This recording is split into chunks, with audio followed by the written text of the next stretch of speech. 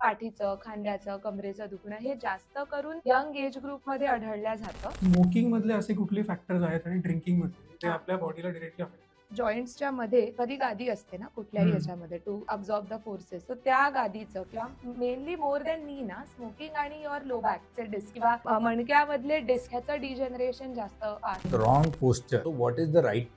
Commonly आढळल्या जात आहे स्लाउचिंग किंवा स्लाउच विथ अ ट्विस्ट. नीट बसलं ना हा, आता आता तुम्ही बरोबर बसले. Without back support बसण्यापेक्षा with back support बसणं is always better. Always always किंवा ज्यांना घरनंच काम करावं लागतं कधी ऑफिसला बघितलंच नाही त्यांच्या बॉडीमध्ये काय काय बिघाड झाले. प्री लॉकडाऊन आणि पोस्ट लॉकडाऊन मानेचं दुखणं, खांद्यांचं दुखणं, head neck junction, low back pain, upper back pain ही जी कॅटेगरी आहे ही सगळी दुखणी वर्क फ्रॉम होम मुळे फार वाढल्या गेली. फिजिओथेरपी हे फक्त पेन कमी करण्याचं साधन आहे की याचा दैनंदिन जीवनामध्ये पण काही रोल आहे? झोपण्यापासून चालण्यापर्यंत ते बॅलन्स करण्यापर्यंतचा प्रत्येक मुवमेंटला करेक्ट करण्याचं सायन्स हे फिजिओथेरपी आहे. तर बऱ्याचदा आपल्याला कमरेचं दुखणं किंवा हा. मानेचं दुखणं असतं तर आपण ते बेल्ट लावतो. बरोबर. डॉक्टरला दाखवायची काय गरज? आपल्याकडे असं डोकं चालवणारे खूप आहेत. त्यात ओल्ड होत चालले त्यांना आपण 2-3 फिजिओथेरपीतल्या काही एक्सरसाइजेस सांगू शकतो का? काफ रेजेस, बोटांवर चाल, सिटिंग एक्सटेन्शन, आपले shoulder squeezes, some amount of walking every day.